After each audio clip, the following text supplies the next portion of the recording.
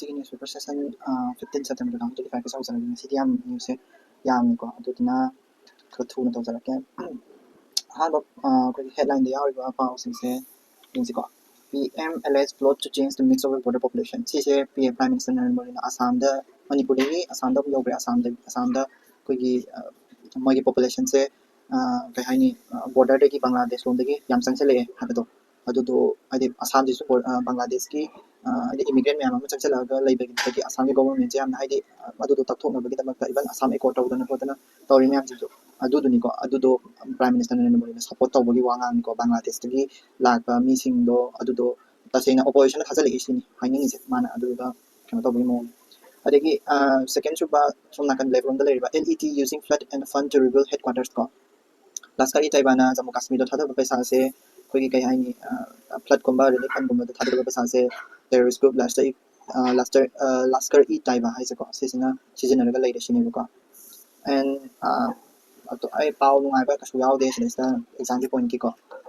ꯍꯦꯗꯂꯥꯏꯟꯗ ꯑꯇꯣꯞꯄꯗ ꯃꯈꯥꯗ ꯌꯥꯎꯕꯗꯣ centre ꯔꯤꯑꯣꯄꯟ PLI scheme for white goods till October 14 side market growth ꯁꯤꯗꯩꯁꯤꯗ PLI ꯍꯥꯏꯁꯦ ꯀꯩꯅꯣ ꯍꯥꯏꯕꯗꯣ ꯃꯥꯁꯦ ꯍꯥꯏꯔꯝꯒꯦꯀꯣ PLI ꯍꯥꯏꯁꯦ ꯑꯇꯩ ꯀꯩꯝ ꯅꯠꯇꯦ production ꯀꯣ linkage incentive ꯍꯥꯏꯕꯗꯤ production ꯇꯧꯕꯒꯤꯗꯃꯛꯇ ꯄꯩꯁꯥ ꯍꯥꯏꯗꯤ ꯄꯤꯕꯤꯕꯀꯣ ꯁ꯭ꯀꯤꯝꯅꯦꯕ ꯁꯤꯁꯦ ꯁ꯭ꯀꯤꯝ ꯑꯗꯣ ꯃꯥꯅ ꯁꯤꯗ white good ꯑꯅ ꯍꯥꯏꯔꯤꯁꯦ for white good ꯑꯅ ꯍꯥꯏꯔꯤꯁꯦ white good ꯍꯥꯏꯁꯦ ꯀꯩꯅꯣ ꯍꯥꯏꯔꯒꯗꯤ ꯑꯩꯈꯣꯏꯅ ꯍꯣꯝ ꯑꯦꯄ꯭ꯂꯥꯏꯟꯁꯅꯦꯕ ꯑꯆꯧ ꯑꯆꯧꯕ big ꯍꯣꯝ ꯑꯦꯄ꯭ꯂꯥꯏꯟꯁꯅꯦꯕ ꯍꯥꯏꯗꯤ ꯑꯩꯈꯣꯏꯒꯤ ꯍꯣꯝ ꯑꯦꯄ꯭ꯂꯥꯏꯟꯁ ꯍꯥꯏꯔꯒꯁꯨ ꯑꯩꯈꯣꯏꯒꯤ ꯔꯤꯐ꯭ꯔꯤꯖꯔꯦꯇꯔꯒꯨꯝꯕ ꯑꯗꯒꯤ ꯑꯦꯌꯔ ꯀꯨꯂꯔꯒꯨꯝꯕ ꯑꯗꯨꯒꯨꯝꯕ ꯃꯌꯥꯝꯁꯤꯡꯗꯣ ꯑꯗꯨꯗꯨꯅꯤꯀꯣ ACꯒꯨꯝꯕ ꯑꯗꯨꯒꯨꯝꯕ ꯀꯣ ꯑꯗꯒꯤ LED ꯂꯥꯏꯠꯀꯨꯝꯕꯀꯣ ꯑꯗꯨꯒꯨꯝꯕꯗꯣ ꯁꯤꯁꯦ ꯑꯩꯈꯣꯏ ꯑꯦꯛꯖꯥꯝ ꯄꯣꯏꯟꯠꯀꯤ ꯑꯣꯏꯅꯗꯤ ꯑꯩꯈꯣꯏꯅ ꯈꯪꯗꯣꯏꯁꯦ ꯀꯩꯅꯣ ꯍꯥꯏꯔꯀꯥꯟꯗ ꯁꯤꯁꯦ ꯀꯅꯥꯒꯤ ꯃꯤꯅꯤꯁꯇ꯭ꯔꯤ ꯃꯈꯥ ꯂꯩ ꯃꯤꯅꯤꯁꯇ꯭ꯔꯤ ꯑꯣꯐ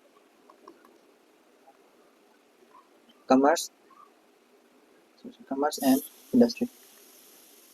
ꯌꯥꯔꯅꯤꯀꯣ ꯁꯤ ꯅꯨꯡꯉꯥꯏ ꯑꯗꯨ ꯄꯥꯎꯗꯣ ꯁꯤꯗ ꯌꯥꯎꯔꯤꯁꯦ PLI ꯁ꯭ꯀꯤꯝꯁꯦ ꯑꯃꯨꯛ ꯍꯧꯔꯅꯤꯅ ꯍꯥꯏꯕꯅꯤꯀꯣ ꯍꯥꯟꯅ ꯇꯣꯛꯎꯔꯕꯅꯤ ꯑꯃꯨꯛ ꯍꯧꯔꯅꯤ ꯍꯥꯏꯕꯅꯤ ꯀꯩꯅꯣ ꯍꯥꯏꯗꯤ ꯁꯤꯒꯤ ꯄꯣꯠ ꯆꯩꯁꯤꯡꯁꯦ ꯍꯥꯏꯗꯤ ꯋꯥꯏꯠ ꯒꯨꯗꯁꯤꯡꯁꯦ ꯋꯥꯏꯠ ꯒꯨꯗꯁ ꯑꯣꯏꯒꯗꯕ ꯋꯥꯏꯠ ꯒꯨꯗꯁꯤꯡꯁꯦ ꯄꯣꯠ ꯁꯤꯠꯄꯁꯦ ꯌꯥꯝ ꯍꯦꯟꯒꯠꯂꯛꯄ ꯍꯥꯏꯇꯥꯔꯦꯀꯣ ꯑꯗꯨꯗꯨꯅꯤ ꯅꯦꯛꯁꯇ ꯍꯧꯖꯤꯛꯀꯤ ꯍꯦꯗꯂꯥꯏꯟꯗꯨꯃꯛꯇꯗ ꯑꯩꯈꯣꯏ ꯃꯈꯥꯗꯀꯣ pendency continue to plague supreme court as case backlog hit all time high ꯑꯗꯣ ꯁꯨꯄ꯭ꯔꯤꯝ ꯀꯣꯔꯠꯀꯤ ꯈ꯭ꯋꯥꯏꯗꯒꯤ ꯖꯨꯗꯤꯁꯤꯌꯔꯤꯗ ꯈ꯭ꯋꯥꯏꯗꯒꯤ ꯃꯦꯟ ꯑꯣꯏꯕ ꯄ꯭ꯔꯣꯕ꯭ꯂꯦꯝꯁꯦ ꯀꯩꯅꯣ ꯍꯥꯏꯔꯒꯗꯤ ꯁꯨꯄ꯭ꯔꯤꯝ ꯀꯣꯔꯠꯀꯤ ꯀꯦꯁ ꯕꯦꯛꯂꯣꯛꯁꯤꯅꯦꯕꯀꯣ ꯀꯦꯁ ꯕꯦꯛꯂꯣꯛꯁꯦ ꯍꯥꯏꯐꯦꯠ ꯃꯌꯥꯝ ꯑꯃ ꯂꯩ ꯕꯦꯛꯂꯣꯛꯁꯦ ꯑꯩꯈꯣꯏꯒꯤ ꯉꯁꯥꯏꯒꯤ ꯀꯩꯅꯣꯅ ꯐꯣꯡꯕꯒꯤ ꯃꯇꯨꯡ ꯏꯟꯅ ꯑꯩꯈꯣꯏꯒꯤ ꯅꯦꯁꯅꯦꯜ ꯖꯨꯗꯤꯁꯤꯌꯦꯜ ꯗꯦꯇꯥ ꯒ꯭ꯔꯤꯗ ꯀꯣ ꯗꯦꯇꯥ ꯒ꯭ꯔꯤꯗ ꯍꯥꯏꯁꯦ ꯁꯤꯁꯦ ꯀꯩꯅꯣ ꯑꯃꯅꯤ ꯗꯦꯇꯥ ꯈꯣꯝꯕ ꯑꯣꯔꯒꯅꯥꯏꯖꯦꯁꯟ ꯑꯃꯅꯤꯀꯣ ꯃꯁꯤꯅ ꯐꯣꯡꯗꯣꯔꯛꯄꯒꯤ ꯃꯇꯨꯡ ꯏꯟꯅ ꯑꯩꯈꯣꯏꯒꯤ ꯀꯩ ꯍꯥꯏꯅꯤ 88K ꯍꯦꯟꯅ 88,000 ꯍꯦꯟꯅ ꯀꯣ more than 88,000 cases are pending ꯀꯣ pending ꯀꯔꯥꯏꯗ ꯁꯨꯄ꯭ꯔꯤꯝ ꯀꯣꯔꯠꯇ ꯀꯣ ꯑꯗꯨꯗꯣ ꯆꯍꯤ ꯈꯨꯗꯤꯡꯒꯤ ꯀꯦꯁꯁꯦ ꯑꯩꯈꯣꯏꯒꯤ every year ꯑꯩꯈꯣꯏꯒꯤ 780 ꯀꯦꯁꯁꯦ ꯐꯥꯏꯜ ꯇꯧꯏꯀꯣ ꯑꯗꯨꯒ ꯗꯤꯁꯄꯣꯁ ꯇꯧꯕꯅ ꯑꯩꯈꯣꯏꯒꯤ ꯀꯩꯗꯧꯒꯦ ꯍꯥꯏꯔꯀꯥꯟꯗ 5-6-7 ꯀꯦꯁ ꯗꯤꯁꯄꯣꯁ ꯇꯧꯋꯦ every year ꯀꯣ ꯑꯗꯨ ꯑꯣꯏꯇꯥꯔꯒꯗꯤ ꯑꯗꯨꯝ ꯁꯤꯒꯤ ꯀꯩꯅꯣꯁꯦ ꯄꯦꯟꯗꯤꯡ ꯀꯦꯁꯁꯦ ꯑꯗꯨꯝ ꯍꯦꯟꯒꯠꯂꯛ ꯇꯥꯕꯅꯤ ꯅꯠꯇ꯭ꯔꯥ ꯍꯥꯏꯗꯤ 80% ꯃꯨꯛꯈꯛꯇꯅꯦꯕ ꯃꯣꯏꯅ ꯗꯤꯁꯄꯣꯁ ꯇꯧꯔꯤꯁꯦꯀꯣ ꯑꯗꯨꯅ every year ꯁꯤꯗ ꯑꯗꯨꯗꯨꯅ ꯍꯥꯏꯗꯤ ꯑꯗꯨꯝ ꯀꯦꯁ ꯄꯦꯟꯗꯤꯡ ꯍꯦꯟꯒꯠꯂꯛꯈꯤꯅꯤ one of the main problem ꯗꯦꯇꯥꯁꯦ ꯀꯩꯅꯣꯗ ꯁꯤꯖꯤꯟꯅꯕ ꯌꯥꯏ ꯖꯨꯗꯤꯁꯤꯌꯔꯤꯒꯤ ꯍꯦꯟꯅ ꯑꯦꯀꯥꯎꯟꯇꯦꯕꯤꯂꯤꯇꯤ ꯂꯩꯍꯟꯅꯕ ꯑꯦꯟ ꯑꯣꯜꯁꯣ ꯖꯨꯗꯤꯁꯤꯌꯔꯤꯁꯦ ꯆꯦꯟꯖ ꯇꯧꯕ ꯌꯥꯕ꯭ꯔꯥ ꯌꯥꯗꯕ꯭ꯔꯥ ꯀꯣ ꯑꯗꯨꯒꯤꯗ ꯄꯣꯏꯟꯠ ꯑꯃ ꯁꯤꯖꯤꯟꯅꯕ ꯌꯥꯅꯤ ꯑꯗꯒꯤ ꯑꯃꯨꯛ ꯗꯦꯇꯥ ꯑꯇꯣꯞꯄ ꯑꯃꯗ SRS ꯔꯤꯄꯣꯔꯠ ꯍꯥꯏꯅ ꯑꯃ ꯐꯣꯡꯉꯤ SRS ꯔꯤꯄꯣꯔꯠ 2023 SRS ꯍꯥꯏꯗꯤ ꯀꯩꯅꯣ ꯍꯥꯏꯔꯀꯥꯟꯗ ꯁꯦꯝꯄꯜ ꯔꯦꯖꯤꯁꯇ꯭ꯔꯦꯁꯟ ꯁꯤꯁꯇꯦꯝ ꯍꯥꯏꯅꯀꯣ ꯃꯥꯅ ꯁꯤꯗ ꯄꯥꯎꯗ ꯍꯥꯏꯔꯤꯁꯦ ꯍꯧꯖꯤꯛꯀꯤ ꯀꯦꯁ ꯕꯦꯛꯂꯣꯛꯇꯨꯒꯤ ꯄꯥꯎꯗ ꯍꯥꯏꯔꯤꯕ ꯄꯥꯎꯒꯤ ꯍꯦꯗꯂꯥꯏꯟꯁꯦꯀꯣ highest ratio of female merit under 18 from West Bengal ꯃꯤꯅꯤꯡꯁꯦ ꯀꯩꯅꯣ ꯍꯥꯏꯔꯀꯥꯟꯗ ꯑꯩꯈꯣꯏꯒꯤ ꯆꯥꯏꯜ ꯃꯦꯔꯤꯌꯦꯖꯀꯤ ꯀꯦꯁꯁꯦ ꯆꯥꯏꯜ ꯃꯦꯔꯤꯌꯦꯖꯁꯦ ꯑꯁꯨꯛꯀꯤ ꯃꯇꯤꯛ ꯀꯩ ꯍꯥꯏꯅꯤ ꯆꯥꯏꯜ ꯃꯦꯔꯤꯌꯦꯖ ꯏꯟ ꯏꯟꯗꯤꯌꯥ ꯍꯥꯏꯇꯥꯔꯦꯀꯣ ꯏꯟꯗꯤꯌꯥꯗ ꯆꯥꯏꯜ ꯃꯦꯔꯤꯌꯦꯖꯁꯦ ꯄ꯭ꯔꯣꯕ꯭ꯂꯦꯝꯁꯦ ꯀꯌꯥꯝ ꯌꯥꯝ ꯁꯥꯊꯤꯒꯦꯗꯣ ꯏꯟꯗꯤꯌꯥꯒꯤ ꯑꯣꯏꯅ ꯑꯩꯈꯣꯏꯒꯤ ꯅꯦꯁꯅꯦꯜ ꯑꯦꯚꯔꯦꯖꯁꯦꯀꯣ ꯅꯦꯁꯅꯦꯜ ꯑꯦꯚꯔꯦꯖꯁꯦ 2.1% ꯂꯩꯀꯣ ꯍꯥꯏꯗꯤ ꯑꯉꯥꯡ ꯆꯥꯝꯃꯒꯤ ꯃꯅꯨꯡꯗ ꯑꯉꯥꯡ 2 ꯑꯃꯗꯤ ꯑꯗꯨꯝ ꯍꯥꯏꯗꯤ ꯑꯟꯗꯔ ꯑꯦꯖ ꯍꯥꯏꯕꯗꯤ ꯀꯩꯅꯣ ꯆꯍꯤ 19ꯒꯤ ꯃꯈꯥꯗ ꯍꯣꯡꯉꯦꯕꯀꯣ ꯑꯗꯨꯒ ꯃꯣꯏꯅ ꯐꯣꯡꯕꯁꯤꯗ ꯑꯩꯈꯣꯏꯒꯤ ꯍꯥꯏꯌꯦꯁ ꯍꯥꯏꯇꯥꯔꯦ ꯍꯥꯏꯌꯦꯁ ꯑꯣꯏꯔꯤꯁꯦ ꯀꯅꯥꯅꯣ ꯍꯥꯏꯔꯒꯗꯤ ꯋꯦꯁ ꯕꯦꯡꯒꯜ ꯀꯣ ꯋꯦꯁ ꯕꯦꯡꯒꯜꯒꯤ ꯃꯣꯏꯗꯤ 6.3%ꯒ ꯌꯧꯏꯀꯣ ꯍꯥꯏꯗꯤ ꯋꯦꯁ ꯕꯦꯡꯒꯜ ꯑꯉꯥꯡ ꯑꯌꯥꯝꯕ 6.3% ꯃꯨꯛꯇꯤ ꯑꯗꯨꯝ ꯆꯍꯤ ꯁꯨꯗ꯭ꯔꯤꯉꯩꯗ ꯍꯣꯡꯉꯦꯕ ꯑꯗꯨꯒ ꯖꯔꯈꯟꯗ ꯁꯦꯀꯦꯟꯗ ꯆꯠꯂꯦꯀꯣ ꯑꯗꯒꯤ ꯂꯥꯋꯦꯁꯁꯦ ꯑꯗꯨꯝ ꯂꯥꯏꯔꯤꯛ ꯍꯩꯕ ꯁ꯭ꯇꯦꯠ ꯍꯥꯏꯇꯥꯔꯒꯗꯤ ꯀꯦꯔꯂꯥ ꯑꯗꯨꯝ ꯑꯣꯏꯀꯣ ꯍꯥꯏꯗꯤ ꯒ꯭ꯌꯥꯟ ꯇꯥꯕ ꯂꯥꯏꯔꯤꯛ ꯍꯩꯕ ꯑꯣꯏꯇꯥꯔꯒꯗꯤ ꯑꯗꯨꯝ लाइक तमीङाइदा दम कनो कनो तविदना युम पानबा आइदि युम पानसे कनो तविदना थिंदैदना अदुना सिनिको आइदि एसआर के रिपोर्ट से मसिना ताकदि कइनो मसिना मोइना मसिना ताइसे कइनो हारगदि सिगी रिपोर्ट से ताइसे कइनो हारगदि कोइदा प्रॉब्लम से वन प्रॉब्लम से कइनो चाइल्ड मैरिज सिगी प्रॉब्लम से कइनो हारगदि कोइदा को violation of law को violation of law करम law no law करम law no child marriage की law तो कइनो prohibition of child marriage prohibition की एक लई जाइदना मसागे 2000 क्या है ना 2006 ना सेंगिबो अदुदो violate तौबा को अदगी अदुना चाहागना socio economic हाय तारे को socio economic को socio economic ता मैम लेगरा socio economic की health ले को अदगी health सोली yung ना पागदि health सोली education लाइक तंबा खांतप लोशन दिबो को अदगी लायर ना मयुम पान तारगदि poverty circle अदुम थिंगरनी हदि अदुम लायर ना अदु लेकिबो को अदगी gender inequality हाय तारगदि अयामना नुपी ना याम तौगलि को हदि yung ना पान से gender inequality सिलेरे एसआर के डेटांस की मतुमिना नेक्स्ट कोइगी अतोपा पाओ नेक्स्ट पेज तको येंगसि फोर से पाओ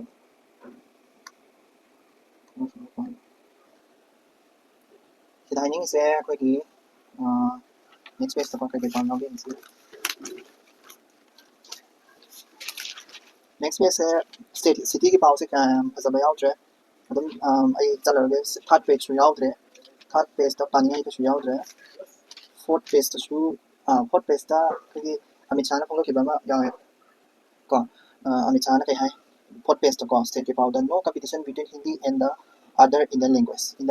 अतोपगा हिंदी लैंग्वेज का कंपटीशन कैसु लेते हागनि को तमिलनाडु होय करि होयना हुजि क्लेम कना तविदना क्लेम करि दवे अतोपा हाइदि हिंदी से फोर्स तौसलि हिंदी से तमदवे यादे कानि फोर्स तौसलि महाराष्ट्र लगा तौनब मराठी लैंग्वेज लंगांग जगदि महाराष्ट्र लापे हारोय का तौनब अदु दुबि वाथोक दुबि मतंगनि को मान फोंदोरइसे अमित शाह ना करि फोंदोरके हार कंदा कंपटीशन अमता लेते हागो को इंडिया की लैंग्वेज का अदुगा अतोपा स्टेट अतोपा मणिपुरी लेलिबा दि करि मराठी कन्नडा करि करा लेलिबा मैम जिगा कंपटीशन करिबा लेते हागो को अदो गवर्नमेंट ना माना फोंदोरमदा गवर्नमेंट की इनिशिएटिव खरा फोंदोरमे को government initiative for language promotion language सखना लेनो तमाना इनिशिएटिव खरा स्पेस फोंगामी लाइक कोइगी रमावान द भारतीय भाषा को अनुवाद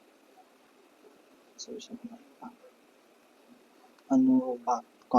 से भारतीय भाषा अनुवाद हाइसे कइनो ट्रांसलेशन की को सुम सिदगी दुम खंगा मनि ट्रांसलेशन तौना मनि Indian major Indian language in the translation तौना बनि को सिमलेसली एदि एक्यूरेटली ट्रांसलेशन तौना बनि दिके सारथी सिस्टम हाइसे कइनो हाय काना कोइगी स्टेट का सेंटर का कम्युनिकेशन तौना बदा कोइगी स्टेट दा सारथी जिने कदम हाय काना कोइगी लैंग्वेज से हाइदाय को हिंदी सेंटर दा हिंदी ओरनि को हिंदी नेचुरल ऑटो लैंग्वेज ओर हिंदी जिगा कोइगी कदम हाय काना all recognize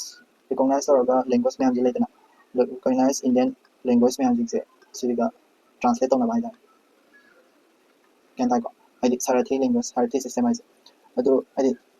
सारथी सिस्टम दा तौदिसे कइनो सेंटर के स्टेट के गवर्नमेंट की मरकता आइदि एग्जीक्यूटिव की मरंदा अमित शाह ना को मणिपुर गवर्नमेंट की आइदि मणिपुर गवर्नमेंट थारको मतमदा मणिपुर की मिनिस्टर सिना पाथोना मणिपुरी लोन दा मो ट्रांसलेट तौदिबा अदगी मणिपुरी लोन दा अखोइना मो आइदि कनो मिनिस्टर सिना मो थाबा मतमदा अमित शाह याबो मतमदा अमित शाह दा हिंदी दा मो ट्रांसलेट तौदिबा माना सारथी लैंग्वेज को सारथी सिस्टम हाइसा दगी रमामा थ्री दा इनिशिएटिव अतोपा अमना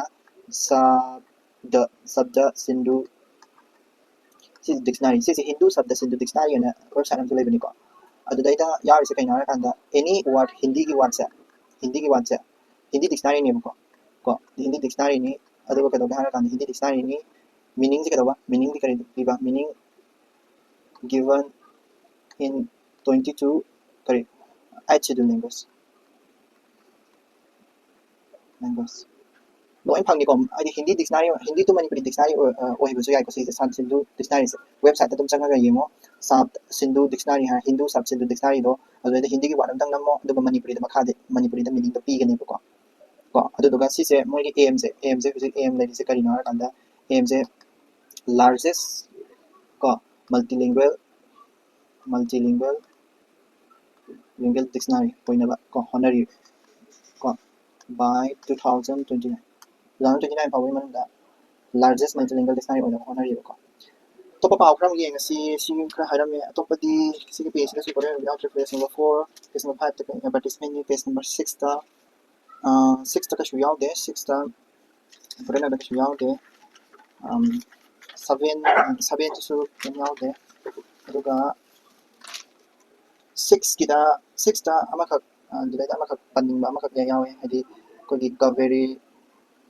ꯀꯥꯕꯦꯔꯤ ꯋꯥꯇꯔ ꯗꯤꯁꯄ꯭ꯌꯨꯠꯀꯤ ꯑꯃ ꯌꯥꯎꯕꯅꯦ ꯀꯣ ꯑꯗꯨꯗꯩꯗ ꯋꯥꯊꯣꯛ ꯊꯣꯛꯅꯗ꯭ꯔꯦꯅ ꯍꯥꯏꯕ ꯀꯥꯕꯦꯔꯤ ꯋꯥꯇꯔ ꯗꯤꯁꯄ꯭ꯌꯨꯠꯁꯦ ꯀꯔꯝꯕ ꯁ꯭ꯇꯦꯠꯅꯣ ꯍꯥꯏꯕꯗꯨꯗꯪ ꯁ꯭ꯇꯦꯠ ꯀꯔꯝꯕꯒꯤꯅꯣ ꯍꯥꯏꯕꯗꯨꯗꯪ ꯑꯩ ꯍꯥꯏꯖꯔꯛꯀꯦꯀꯣ ꯀꯔꯅꯥꯇꯀꯥꯒ ꯇꯥꯃꯤꯜ ꯅꯥꯗꯨꯒ ꯑꯅꯤꯒꯅꯤꯀꯣ ꯀꯔꯅꯥꯇꯀꯥꯒ ꯇꯥꯃꯤꯜ ꯅꯥꯗꯨꯒ ꯀꯥꯕꯦꯔꯤ ꯋꯥꯇꯔ ꯗꯤꯁꯄ꯭ꯌꯨꯠꯁꯦ ꯈꯪꯒꯗꯕ ꯑꯃꯅ ꯃꯁꯤꯅ ꯑꯩꯈꯣꯏꯒꯤ ꯀꯔꯅꯥꯇꯀꯥꯁꯤꯅ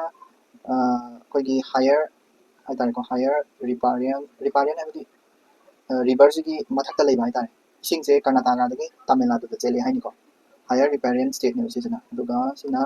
ꯂꯋꯔ ꯔꯤꯄꯥꯔꯤꯌꯟ ꯁ꯭ꯇꯦꯠ ꯑꯣꯏꯗꯣꯏꯅꯤꯀꯣ ꯇꯥꯃꯤꯜ ꯅꯥꯗꯨꯁꯤꯅ ꯑꯗꯨꯅ ꯇꯥꯃꯤꯜ ꯅꯥꯗꯨꯅ ꯀꯔꯅꯥꯇꯀꯥꯅ ꯇꯥꯃꯤꯜ ꯅꯥꯗꯨꯅ ꯀꯔꯅꯥꯇꯀꯥꯗ ꯍꯥꯏꯖꯗꯣꯏꯅꯦꯕ ꯏꯁꯤꯡꯁꯦ ꯁꯤ ꯊꯥꯔꯛꯎ ꯈꯣꯠꯂꯨ ꯀꯥꯏꯅ ꯃꯣꯏꯒꯤ ꯗꯤꯁꯄ꯭ꯌꯨꯠ ꯃꯦꯀꯥꯅꯤꯖꯝꯁꯦ ꯗꯤꯁꯄ꯭ꯌꯨꯠꯁꯦ ꯍꯥꯏꯗꯤ ꯇ꯭ꯔꯤꯕꯨꯅꯦꯜ ꯂꯩꯀꯣ ꯀꯥꯕꯦꯔꯤ ꯋꯥꯇꯔ ꯗꯤꯁꯄ꯭ꯌꯨꯠ ꯇ꯭ꯔꯤꯕꯨꯅꯦꯜ ꯀꯥꯏꯅꯀꯣ ꯑꯗꯨꯒꯗꯣ ꯂꯩ ꯑꯗꯨꯗꯨꯅ ꯃꯔꯝ ꯑꯣꯏꯔꯀꯥꯟꯗ ꯀꯩꯅꯣ ꯇꯧꯔꯛꯇꯣꯏꯅꯤ ꯍꯧꯖꯤꯛ ꯋꯥꯊꯣꯛ ꯊꯣꯛꯏꯁꯦ ꯑꯗꯔ ꯄ꯭ꯔꯣꯕ꯭ꯂꯦꯝ ꯍꯥꯏꯇꯥꯔꯒꯗꯤ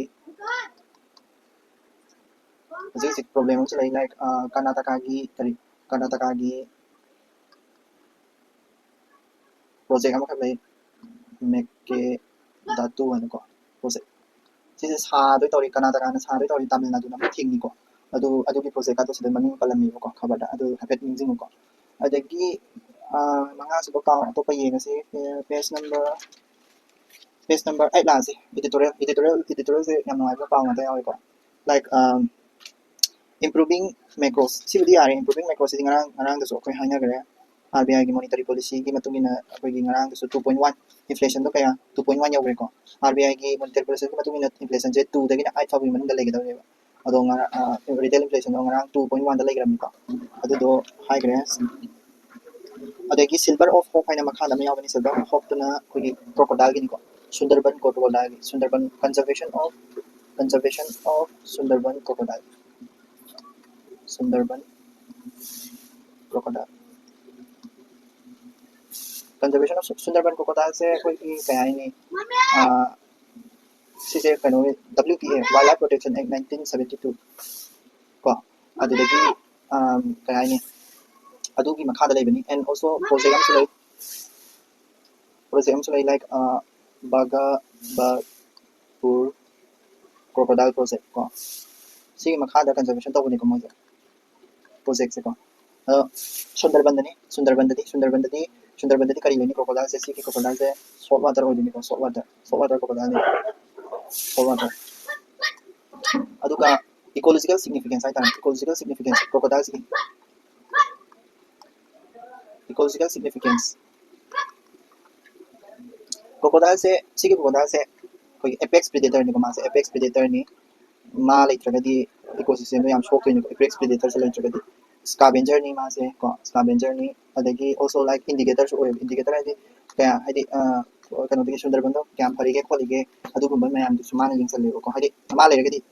tugi ecosystem do phai habitat do phai hai do ni ko problem se kaina kan sigi problem se kaina kan huji problem thina ri kan problem thina ga kan climate change ko climate change sidi mayam puna ma ke problem ko adagi salinity rising salinity hai ta adi thumi chen gi chang de galak adu na problem se khara di thole e ko ꯑꯗꯨꯕꯨ ꯍꯧꯖꯤꯛ ꯀꯟꯖꯔꯕꯦꯁꯟꯁꯦ ꯀꯩ ꯍꯥꯏꯅꯤ ꯑꯗꯨꯝ ꯃꯄꯨꯡ ꯐꯥꯅꯗꯤ ꯍꯧꯖꯤꯛ ꯑꯗꯨꯝ ꯆꯠꯊꯔꯤꯀꯣ ꯑꯗꯒꯤ habitat ꯐ꯭ꯔꯦꯒꯃꯦꯟꯇꯦꯁꯟ ꯍꯥꯏꯁꯦ ꯑꯩꯈꯣꯏꯒꯤ ꯃꯥꯒꯤ ꯂꯩꯖꯔꯝꯕ ꯀꯩꯅꯣꯗꯣ ꯊꯨꯒꯥꯏꯔꯛꯄꯗꯨꯅꯤꯀꯣ ꯍꯦꯕꯤꯇꯦꯠ ꯐ꯭ꯔꯦꯒꯃꯦꯟꯇꯦꯁꯟ ꯀꯣ ꯁꯣꯂꯨꯁꯟ ꯃꯌꯥꯝ ꯑꯃ ꯂꯩ ꯂꯥꯏꯛ inclusive policy ꯄꯥꯏꯈꯠꯄꯀꯣ inclusive ꯍꯥꯏꯕꯗꯤ ꯀꯩꯅꯣ ꯑꯩꯈꯣꯏꯒꯤ ꯀꯩ ꯍꯥꯏꯅꯤ ꯁꯥ ꯑꯃꯈꯛꯇꯪ ꯁꯦꯞ ꯇꯧꯕ ꯅꯠꯇꯕ ꯁꯥ ꯃꯌꯥꯝ ꯑꯃ ꯄꯨꯜꯂꯒ ꯁꯦꯞ ꯇꯧꯕ ꯀꯣ ꯐꯟ ꯌꯥꯝ ꯊꯥꯗꯕ ꯀꯣ ꯋꯦꯜ ꯐꯟꯗꯦꯠ ꯀꯣ ꯐꯟ ꯌꯥꯝ ꯊꯥꯗꯕ ꯑꯗꯨꯒ climate change ꯁꯤꯁꯨ ꯁꯦꯞ ꯇꯧꯕ ꯍꯥꯏꯇꯥꯔꯦꯀꯣ ꯍꯥꯏꯗꯤ ꯑꯩꯈꯣꯏꯒꯤ climate change ꯁꯤꯁꯨ ꯀꯣ improve climate change ꯁꯤꯒꯤ conservationꯁꯤꯗ climate change ꯁꯤꯁꯨ ꯐꯍꯟꯕ ꯍꯥꯏꯇꯥꯔꯦꯀꯣ ꯑꯗꯨꯅꯤ ꯌꯥꯝ ꯃꯅꯨꯡ ꯆꯪꯁꯤꯜꯂꯕꯁꯤ editorial ama kanona iba M Kenarana iba yam pasaba editorial ni ko haide handak nawna pass tawgiba kogi online gaming bill adugi matangani ko online gaming bill matangani online gaming bill se kogi bill dugi maming promotion and regulation of online gaming bill 2025 sigi bill se government na ai se sigi bill pass se kai gino sing ko financially khoi da yam mang han ba mi je yam mang han ba ko ado financially ruin to ba na tra ga addiction su ba adu gi manam gi ne government ai ko adi sigi pass to ba gi manam se ko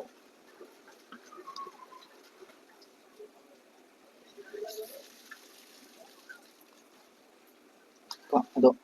yeng si ko hadi kari maram ino hadi sigi bin se argument lai ko argument sigi no ba hadi dike writer em ke na hai se argument se mang argument against ai ta sigi thing bagi maram sigi bin se pass to bagi maram se ka hai na kano lai te ha hadi argument se kai ngara kanda wan da bagi economic fallout economic fallout ko hadi masi sina hadi to akhoi di paisa mang da na ba na taw jabani da masi se paisa mang da ba taw bujina amu hena paisa da mang halak to ne like loss of sunrise industry sunrise sector hadi sunrise sector hadi keno sigi online gi gaming app mayam je hadi sigi online gi kano gi sigi game gi magi company mayam gi khadai mayam je sai sunrise sector ko si kaino sunrise sector ko hadi sigi online gaming gi platform mayam ne da like kano gumba koi gi kari yamna amin chata koi gi dream 11 da le da ko dream 11 se game do katana te game do gi kari ai ni game do live stream ka to wi ko moi de adagi game de information to pi adi sunrise sector hai tara gadi madudagi po cham ba adi mayam thok ya company masa ni kali company se electronics yu bi adagi kano live stream yu bi online platform oi bi adagi kai hani messaging apps oi bi shuna ba yaw ko adu ko sunrise sector ko ado online gaming apps ju sunrise sector amani ko adu duga masagi FDI adi sigumba kano lebise sigumba kano lebise na adi gaming apps lebise na foreign dagi su direct adi investment mayam chu laiba madu kuma mayam do adusu lehen bidre ko adagi kai hani job loss tabak sum mayam manga le like mana pibida ka doge kana 1.5 lakh people jobless oigre si na maram mora kana ko mana piba data ni ko adu kyam chum no dikhang tre adagi revenue su yamang revenue loss adi koi gi hana phangamba paisa ai tare ko revenue loss paisa job loss ka tana revenue loss se 17k crore hai na mang ko adagi paisa de amang ko argument man to river argument economic loss lai atopadi haidi like pass masigi bill se pass on na matamda no consultation am to tarum ko consultation am to tarum ko adagi se in haidi state list su yabu kano ni state list ko intrusion haidi akoi state list ta yabu pot ni basis gaming adagi betting gambling ka haise ko state list ne sidi kano ni na union na pass over ek ni dana se ado tasembagi di masi state list ta yabu do ni betting gum hari ba mayam betting ko adagi and gambling haise so gambling si state list sa level union list sa level ko adagi 3 subada ko violate kari constitutionally violate tabu so ko 19(1)(g) da kari hai 19(1)(g) da kari hai freedom to kogi work habini freedom to work habini any form of paisa tanjana bagi any form of haidi thabak tawsa ba yai madu violate tawri ni haidi kana tawda adagi mo atopa haidi masi se thingrami hana si se legally yarami ni legally mo thingre da illegal activity di bai horani haidi mi jing se hana legally yarami ko haidi you thakpa mi you se kogi thinga gan hena thari haido adu gumba gi sign oi dine si addiction chu mi gadi hana legally phongna masi se tawram do thingram hina lona illegally tawra ani illegally tawra ko tamde kogi black market hora ani rise of black market ko market adagi reduce accountability so handar ani ko habadi si taw matamda amuke hena poche mang bani he duini ha to badagi ko adagi decrease player protection adada sanari ba mi su adugi magi player hanagi protection lai jarami dana ko adu do handar ani ko adagi hadi sida su akogi kay hai ni kogi sida su problem ama su kogi government hai jina masi game of chance ni tasembagi mana kana government hai jina game of chance noi gi sigi betting apps hai chance ta depend to game ni hai adu duga atopa gaming apps ni kari hai sigi gaming di skill ni hai game of skill adu gi fight kana tawri ko jisu do adu si handa hai tar gadi kogi kay hai ni si tawbai hota akoina atopa kari tawbai remedies hai tar ko adi bill se pass tawbai hota bill se pass tawbai hota sipuna magse hena phaba pambai di kari no har kanda remedy se kai na kan ko S getting to adi chahi sudaba mi yahondaba ko S getting to ba adagi self exclusion to ba self exclusion ko adagi self exclusion mechanism yam so leitame ko adagi deposit kumba adagi kari kumba ki time limit so lei bai tare yam thamba adagi kaino kumba ki limit se si kumba limit se tham tara gadi ko paisa se sukta hen thamba adi hai paisa ba ge na mana ek se pass tore ni si kumba limit tham tara gadi paisa do mang bade ko handani na KYC to hon ba ko na chaga AML to hon ba ko edi adoi tara gadi kana kana na kai tori adu su khang bang mani dana ko adu duni ko remedy sai tara gadi duni next sina online gaming gi legra makada online gaming gi legra position of India in an unruly world see there ngasai do sorry sorry MK Narayani ibn ko MV Rajiv Godani ibn ko sigis cutting off online gaming with a scissor or prohibition has position of India in an unruly world haido adu du gi di asina koi India gi position do hai bani ko kasu yamna ka to potina te foreign affairs ki han de ho pa ma ko bringing global education home opinion the yawni ko opinion ni makada bringing global education home and next news ko asi se yam ka di oi ko gi India da kari manam gi international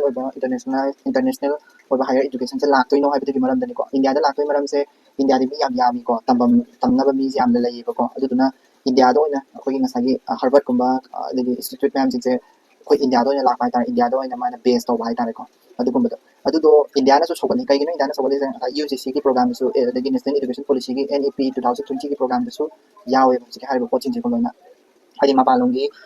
institute hai tare mapalongi aba school college na jing se ko India da su base to hon bai tar India da moi classroom ma le hello ko adugumba to hon adu tara ga ko India su ka do ba hena chokpat ba India je soft power mo hen do soft power haibadi ko gi gani value yam da hen education da oigera ma do oigera soft power hai ko value da hen adu dun ko plastic pollution la next kise kogi kaya plastic pollution ne text and context what do page number 10 what do Supreme Court guidelines say on DNA sisi parasa yam important na benate ko how serious is the global plastic pollution crisis page number 10 text and context how serious is the global plastic pollution crisis plastic pollution ni mata yam hasabang po kano article ma yarame adu na main ngasi ke topic ko din ko plastic pollution adu da yar ising to ai hajara ko plastic pollution sise kasi may di plastic pollution se ako'y na ihorok ki kasi wal environment 2024 di magi theme do ending plastic pollution hali 2024 ni ko wal environment 2024 gi theme do ending plastic pollution adu dai horok ki ni ko hause adu da kusi pawgi na data se kyam yam kari data se ko maru data se kainara kana globally ako'y gi handak ta su kano da Japan hoina kana jing aga ako'y gi kano da plastic pollution treaty ma sign do na ba ina tawdo fail di hoyi bini ko adu fail hoyi bedo adu ka do yaro to ni se de yeng se globally ako'y gi plastic pollution ki se pollution to kyam lenga na 460 million tons le million tons ko ai yam ko plastic pollution se adu source se krai de si si source ai tare ko krai de la ko si sourcing se packaging de kina yam ko packaging ai pot yomba pot do packaging se de almost 40% mu lai ko de gi kano de ki so lai consumer goods ai tare ko consumer goods ko gi pot chai plastic yawo pot chai sidagi 12% lai ko adagi akogi textile pot chai akogi thori gumba plastic sa ba thori gumba adu gumba adai so 11% lai mana adi globally lai se ko adagi recycle to bagi problem de adi si recycle to bagi akogi recycle to bagi kya na adi recycle ko recycle se only 9% ka dane recycle to ko adagi mai thadok rise na incinerated 19% to tadi pollution to sine incinerate to tadi pollution he ka to ni ko adu ni ko maru yamna di landfill di mapan da kunto ga natraga labuk amada thamaga phumado 50% de mai phumya adu tadi si landfill da phumgi basic se tumaro dam ni ko adu degi atopa extra atopa jingna mismanage di pangong da lamthopa samudra da kara thada amada kara to ma adu ni ko adu 22% globally adu tadi data se am thi na kara si data se kana ti ko ma ga di OECD na pibe data ni ko adagi kaya ni projection to globally sigi projection ai kano kano ge ai ora kada future projection se kamai to ga kanda ai tumda ora kada se ko gi kaya ni triple ora kane triple ai kano sigi pollution triple by 2060 de message triple ora kane ko adagi mid century da kado ga kanda mid century ai 2050 ꯒꯨꯝꯕ ꯑꯗꯥꯏꯗꯀꯣ ꯍꯥꯏꯗꯤ ꯃꯤꯠ ꯁꯦꯟꯆꯨꯔꯤꯗ ꯑꯣꯁꯤꯟꯗ ꯂꯩꯕꯁꯦ ꯑꯣꯁꯤꯟꯗ ꯂꯩꯕ ꯑꯩꯈꯣꯏꯒꯤ ꯀꯩꯅꯣꯁꯦ ꯄ꯭ꯂꯥꯁꯇꯤꯛꯁꯦ ꯀꯣ more plastic than fish ꯄ꯭ꯂꯥꯁꯇꯤꯛꯅ ꯍꯦꯟꯅ ꯌꯥꯝꯈ꯭ꯔꯅꯦꯕ ꯉꯥꯗꯒꯤ ꯀꯣ ꯁꯤ ꯀꯅꯥꯅ ꯍꯥꯏꯕꯅꯣ ꯌꯨꯅꯥꯏꯇꯦꯠ ꯅꯦꯁꯟ ꯏꯟꯚꯥꯏꯔꯣꯟꯃꯦꯟꯇꯦꯜ ꯄ꯭ꯔꯣꯒ꯭ꯔꯥꯝꯅ ꯍꯥꯏꯕꯅꯤꯀꯣ ꯌꯥꯝ ꯊꯤꯅ ꯁꯥꯊꯤꯔꯦꯀꯣ ꯄ꯭ꯂꯥꯁꯇꯤꯛ ꯄꯣꯂꯨꯁꯟꯁꯦ ꯑꯗꯨꯗꯤ ꯄ꯭ꯂꯥꯁꯇꯤꯛ ꯄꯣꯂꯨꯁꯟꯁꯦ ꯑꯗꯨꯗꯨꯅ ꯑꯩꯈꯣꯏꯗ ꯁꯤꯗꯩꯁꯤꯗꯁꯨ ꯁꯤꯒꯤ ꯄ꯭ꯂꯥꯁꯇꯤꯛ ꯄꯣꯂꯨꯁꯟꯁꯤꯗꯁꯨ ꯃꯦꯔꯤꯟ ꯄꯣꯂꯨꯁꯟ ꯌꯥꯎꯗ꯭ꯔꯤꯀꯣ ꯃꯦꯔꯤꯟ ꯄꯣꯂꯨꯁꯟꯒꯤꯁꯨ ꯇꯣꯉꯥꯟꯅ ꯂꯩꯗꯣꯏꯅꯤ ꯍꯥꯏꯗꯤ ꯁꯤꯁꯤꯅ ꯇꯥꯛꯏꯁꯦ ꯀꯩꯅꯣ ꯃꯦꯔꯤꯟ ꯄꯣꯂꯨꯁꯟꯗꯨꯅꯦ ꯁꯤꯁꯤꯅ ꯇꯥꯛꯏꯁꯦ this figure ꯉꯁꯥꯏ more plastic ꯃꯦꯔꯤꯟ ꯄꯣꯂꯨꯁꯟꯅꯦꯕ ꯁꯤꯁꯤꯅ ꯇꯥꯛꯏꯁꯦ ꯃꯦꯔꯤꯟ ꯄꯣꯂꯨꯁꯟ ꯍꯥꯏꯗꯤ ꯉꯥ ꯍꯥꯏꯗꯤ ꯁꯃꯨꯗ꯭ꯔꯒꯤ ꯄꯣꯂꯨꯁꯟꯁꯦ ꯃꯦꯔꯤꯟ ꯄꯣꯂꯨꯁꯟꯁꯤꯗ ꯑꯩꯈꯣꯏꯒꯤ ꯀꯔꯤꯅꯣ ꯍꯥꯏꯔꯒꯗꯤ ꯑꯩꯈꯣꯏ ꯃꯦꯔꯤꯟ ꯄꯣꯂꯨꯁꯟꯁꯦ ꯍꯧꯖꯤꯛ ꯍꯧꯖꯤꯛꯀꯤ ꯑꯣꯏꯅ ꯀꯔꯤ ꯀꯌꯥꯝ ꯂꯩ ꯍꯥꯏꯔꯗꯤ 11 million tons ꯍꯦꯟꯅ ꯊꯥꯗꯩꯕ ꯀꯣ of plastic each year ꯌꯦꯡꯉꯨꯅꯦ ꯌꯥꯝ ꯊꯥꯗꯔꯒꯦ 11 million tons ꯍꯦꯟꯅ ꯊꯥꯗꯩꯕ ꯁꯃꯨꯗ꯭ꯔ ꯑꯗꯨꯅ ꯃꯔꯝ ꯑꯣꯏꯔꯒꯅꯦꯕ ꯍꯥꯏꯗꯤ ꯄ꯭ꯂꯥꯁꯇꯤꯛꯅ ꯍꯦꯟꯅ ꯌꯥꯝꯈ꯭ꯔꯅꯤ ꯍꯥꯏꯁꯦ ꯉꯥꯗꯒꯤ ꯀꯣ 2050 ꯑꯗꯥꯏꯗꯀꯣ ꯀꯣ ꯄ꯭ꯂꯥꯁꯇꯤꯛꯀꯤ ꯄ꯭ꯔꯣꯕ꯭ꯂꯦꯝꯁꯦ ꯄ꯭ꯂꯥꯁꯇꯤꯛ ꯍꯥꯏꯕ ꯄ꯭ꯂꯥꯁꯇꯤꯛꯁꯤꯒꯤ ꯄ꯭ꯔꯣꯕ꯭ꯂꯦꯝꯁꯦ ꯀꯩꯅꯣ ꯌꯦꯡꯁꯦ ꯄ꯭ꯂꯥꯁꯇꯤꯛ ꯍꯥꯏꯁꯦ ꯃꯥꯁꯦ ꯀꯔꯤꯒꯤ ꯄ꯭ꯔꯣꯕ꯭ꯂꯦꯝꯅꯤ ꯍꯥꯏꯅꯣ ꯈ꯭ꯋꯥꯏ ꯃꯔꯨꯑꯣꯏꯅ ꯅꯟ ꯕꯥꯏꯑꯣꯗꯤꯒ꯭ꯔꯦꯗꯦꯕꯜ ꯀꯣ ꯅꯟ ꯕꯥꯏꯑꯣꯗꯤꯒ꯭ꯔꯦꯗꯦꯕꯜ ꯃꯥꯁꯦ ꯇꯨꯝꯕ ꯁꯨꯡꯌꯥ ꯌꯥꯗꯦ ꯀꯣ ꯑꯗꯒꯤ ꯃꯥꯁꯤꯅ ꯍꯥꯏꯗꯤ 3.4% of greenhouse gas ꯊꯥꯗꯣꯛꯄꯗꯁꯨ ꯃꯥꯁꯦ ꯑꯆꯧꯕ ꯃꯇꯦꯡ ꯄꯥꯡꯉꯦ ꯀꯣ ꯑꯗꯒꯤ 19% of the global carbonꯁꯦ ꯃꯥꯅ ꯊꯥꯗꯣꯛꯄꯅꯦ global ꯀꯥꯔꯕꯣꯟꯁꯦ ꯍꯥꯏꯗꯤ ꯀꯥꯔꯕꯣꯟ ꯗꯥꯏꯑꯣꯛꯁꯥꯏꯗꯁꯦ ꯐꯠꯇꯦꯅ ꯂꯩꯅꯩꯅꯤꯗꯅ ꯑꯗꯨꯒꯨꯝꯕ ꯊꯥꯗꯣꯛꯄꯁꯦ ꯃꯥꯅ ꯂꯨꯆꯤꯡꯉꯦꯕ 19% ꯀꯣ global carbon dioxide by 2040 ꯌꯧꯔꯛꯄꯗꯗꯤ ꯃꯥꯁꯤꯅ 19% ꯀꯟꯈ꯭ꯔꯅꯤ globally ꯀꯥꯔꯕꯣꯟ ꯊꯥꯗꯣꯛꯄꯒꯤ ꯆꯥꯡꯁ ꯑꯗꯨ ꯀꯩꯅꯣꯁꯦ ꯐꯠꯇ꯭ꯔꯦꯀꯣ ꯋꯦ ꯐꯣꯔꯋꯥꯔꯗꯗꯤ ꯑꯩꯈꯣꯏ ꯀꯔꯤ ꯇꯧꯕ ꯌꯥꯏ ꯍꯌꯦꯡ ꯀꯩ ꯍꯥꯏꯅꯤ ꯃꯁꯤꯁꯤꯅ ꯄ꯭ꯂꯥꯁꯇꯤꯛ ꯄꯣꯂꯨꯁꯟꯁꯦ ꯊꯣꯛꯍꯟꯗꯅꯕ ꯍꯥꯏꯇꯥꯔꯦ ꯄ꯭ꯂꯥꯁꯇꯤꯛ ꯄꯣꯂꯨꯁꯟꯁꯦ ꯊꯣꯛꯍꯟꯗꯅꯕ ꯑꯩꯈꯣꯏ ꯀꯩꯗꯧꯕ ꯌꯥꯏ ꯋꯦ ꯐꯣꯔꯋꯥꯔꯗ ꯀꯣ ꯋꯦ ꯐꯣꯔꯋꯥꯔꯗ ꯑꯩꯈꯣꯏꯅ ꯇꯧꯕ ꯌꯥꯕꯁꯤꯡꯁꯦ ꯏꯟꯇꯔꯅꯦꯁꯅꯦꯜ ꯀooperation ꯏꯟꯇꯔꯅꯦꯁꯅꯦꯜꯂꯤ ꯑꯩꯈꯣꯏ ꯌꯥꯅꯕ ꯆꯦ ꯄꯨꯔꯛꯄꯀꯣ ꯏꯟꯇꯔꯅꯦꯁꯅꯦꯜ ꯀooperation ꯍꯧꯖꯤꯛ ꯐꯥꯎꯒꯤ ꯑꯣꯏꯅꯗꯤ ꯌꯥꯅꯗ꯭ꯔꯤ ꯀꯣ ꯌꯥꯅꯗꯣꯔꯦ ꯍꯥꯏꯔꯒ ꯌꯥꯅꯗ꯭ꯔꯤ ꯁꯨꯝ ꯌꯨꯅꯥꯏꯇꯦꯠ ꯅꯦꯁꯟ ꯏꯟꯚꯥꯏꯔꯣꯟꯃꯦꯟꯇꯦꯜ ꯍꯥꯏꯔꯒ 5 ꯁꯤꯁꯤꯅ ꯄ꯭ꯂꯥꯁꯇꯤꯛ ꯇ꯭ꯔꯤꯇꯤꯒꯤꯗꯨꯅꯤꯀꯣ ꯁꯤꯁꯦ ꯄ꯭ꯂꯥꯁꯇꯤꯛ ꯇ꯭ꯔꯤꯇꯤ ꯄꯨꯊꯣꯛꯄꯒꯤꯗꯨꯅꯤꯀꯣ ꯄ꯭ꯂꯥꯁꯇꯤꯛ ꯑꯩꯈꯣꯏꯒꯤ ꯇ꯭ꯔꯤꯇꯤ ꯄꯨꯊꯣꯛꯄꯒꯤꯗꯨꯅꯤ ꯁꯤꯁꯤꯅꯅꯦ ꯄ꯭ꯂꯥꯁꯇꯤꯛ ꯇ꯭ꯔꯤꯇꯤ ꯁꯥꯏꯟ ꯇꯧꯅꯕꯩꯗꯣ ꯄ꯭ꯂꯥꯁꯇꯤꯛ ꯇ꯭ꯔꯤꯇꯤ ꯍꯧꯖꯤꯛꯐꯥꯎ ꯁꯥꯏꯟ ꯇꯧꯅꯗ꯭ꯔꯤꯀꯣ UNꯒꯤ ꯌꯥꯅꯗ꯭ꯔꯤꯑꯕꯀꯣ 196 ꯀꯟꯇ꯭ꯔꯤꯗ ꯌꯥꯅꯕ ꯄꯨꯔꯛꯇ꯭ꯔꯤꯀꯣ ꯑꯗꯒꯤ ꯁꯁꯇꯦꯅꯦꯕꯜ ꯗꯤꯕꯂꯞꯃꯦꯟ ꯒꯣꯜꯗꯁꯨ ꯌꯥꯎꯏꯀꯣ ꯁꯤ ꯁꯁꯇꯦꯅꯦꯕꯜ ꯗꯤꯕꯂꯞꯃꯦꯟ ꯒꯣꯜꯗꯁꯨ ꯄ꯭ꯂꯥꯁꯇꯤꯛꯁꯦ ꯍꯟꯊꯍꯟꯅꯕꯒꯤ ꯌꯥꯎꯏꯀꯣ ꯑꯗꯨꯒ ꯋꯦ ꯐꯣꯔꯋꯥꯔꯗ ꯑꯇꯣꯞꯄꯗ ꯑꯞꯁꯇ꯭ꯔꯤꯝ ꯍꯥꯏꯇꯥꯔꯦ ꯑꯞꯁꯇ꯭ꯔꯤꯝ ꯍꯥꯏꯕꯗꯤ ꯀꯩꯅꯣ ꯁꯥꯗ꯭ꯔꯤꯉꯩꯗ ꯑꯞꯁꯇ꯭रीम मेजर है अपस्ट्रीम मेजर्स है अखोई कई है प्लास्टिक से साद्रीद अखोई करी तब है लिमिटेड